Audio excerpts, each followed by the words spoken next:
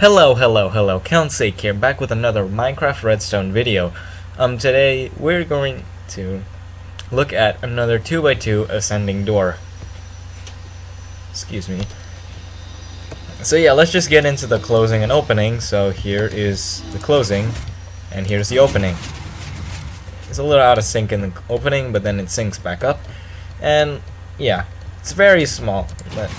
Let me just show you the opening and closing again. And there you go. And I might sound a little strange because I'm slightly sick. And here is the dimensions. It is 6 long by 10 tall. It's only 1 wide. And its volume is 60 blocks. Very, very small. And I don't know if it can be any smaller anymore. This is the point where I'm saying, okay, is it possible to get it any smaller at this point? Well, all I can say is amaze me. So, let's just get into the tutorial. Alright, so what you're gonna need is in this shulker box, and this is all the stuff you need.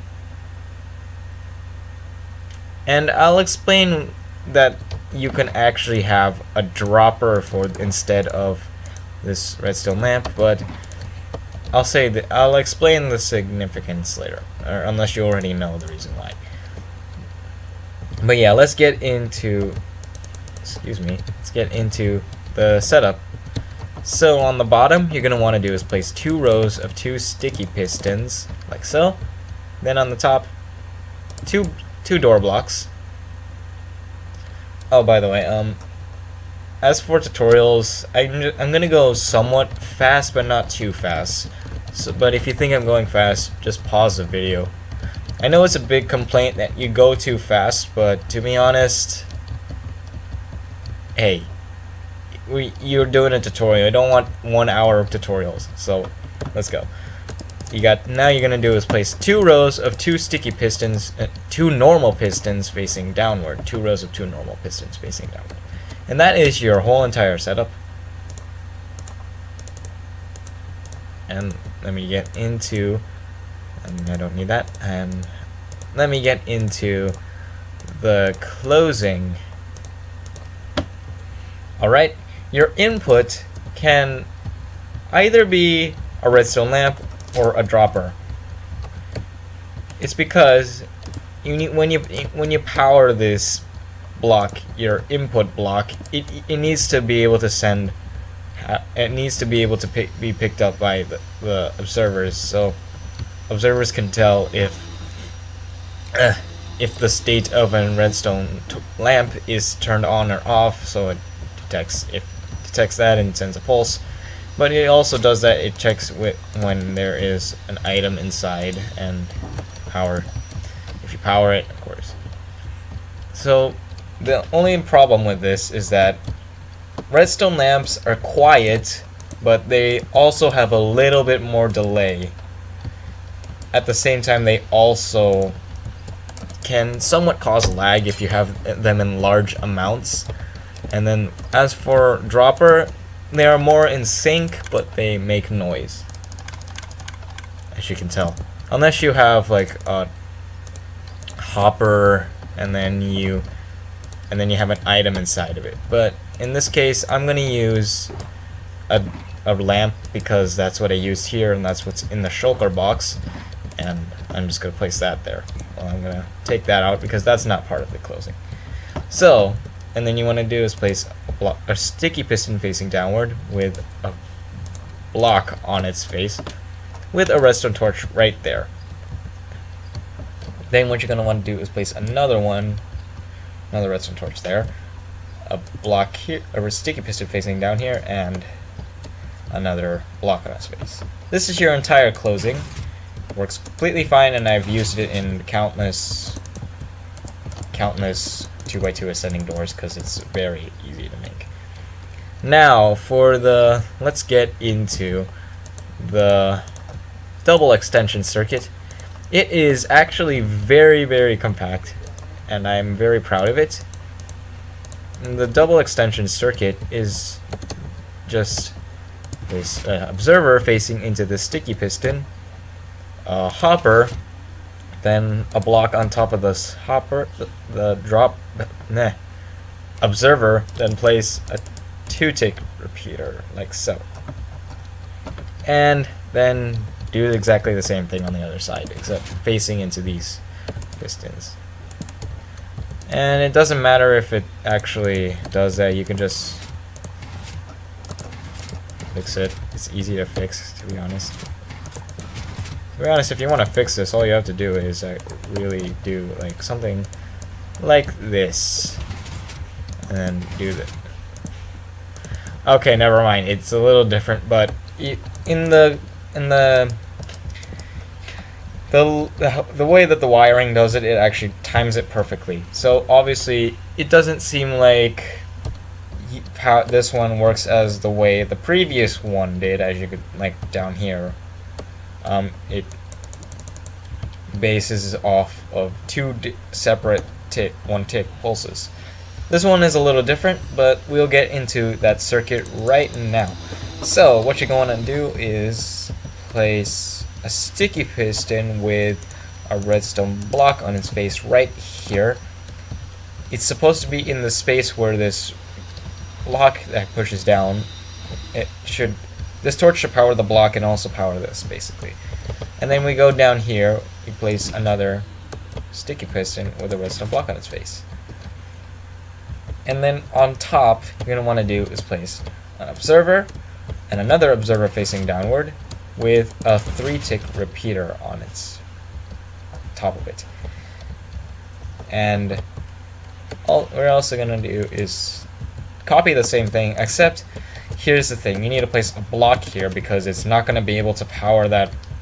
It's not going to be able to power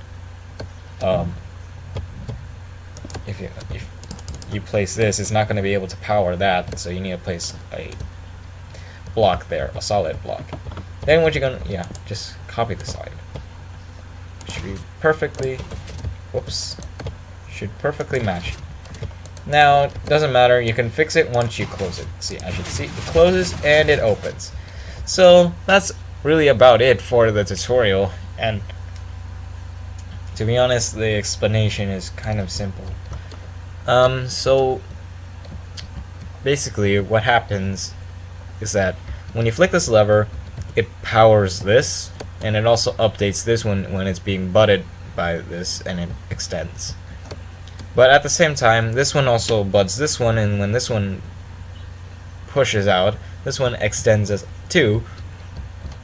And this observer actually detects that this lamp turns on, then it actually sends a pulse out, and it actually 1-tick pulses this one out like that. And and let me fix that. You also may notice that this actually does send these observers actually do pulse the repeaters, but it doesn't matter because either way, when these extend, they actually power these side pistons, preventing them from retracting or doing anything. So, and if you recognize this thing, they only give a pulse every other powered. When this piston is unpowered, it actually gives a pulse, because it actually, when this begins to retract upward, this is not a solid block anymore. It's just a block moving. The game doesn't render it as a solid block, so it can't actually power this sticky piston. So when it moves up, it actually updates it, brings it, lets the piston retract, and when this one puts back up, this one, it updates itself and it spits back out. So it works only every other pulse, so if you power it, it's not going to actually retract, and it won't be able to send a pulse into the double extender. So yeah, and that's how that works. As you can see, that's how it works. And when you retract, what happens first is that these retract. This one retracts, sending the first pulse, but it will first move up, this hopper gets unpowered, allowing the observer to send a pulse. It sends a pulse, spits this upward, and then when this comes back up, it powers this 2-tick repeater, allowing it to do this. And then this one goes back up, goes back down, grabs this in a 1-tick pulse, and actually no, it does not. Excuse me. I am a little sick, so I'm talking a little strange. So also up here, these observers send a pulse to this. The observer here detects that this actually gets power, is trying to give out power, and it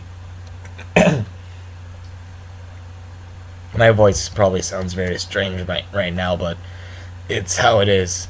I'm sick. And then it sends a pulse. This detects that, and it actually, first it does this, but then it also, but since this turns off also, it also retracts, allowing it to do the pulse. So let's just see that in action, and it actually kind of does the same exact thing on the other side. If you actually notice that when it does on the first pulse from this one retracting, it actually is not able to retract this, and it's probably because the time it takes to retract this and extend back down, this piston would probably be still extended, and it would be like this, or it would be very close, and it would be like, it's just like it just doesn't have enough time for it to actually pull it down. And that's what this second pulse is for. And that's really about it for now, so thanks for watching and hope you enjoyed.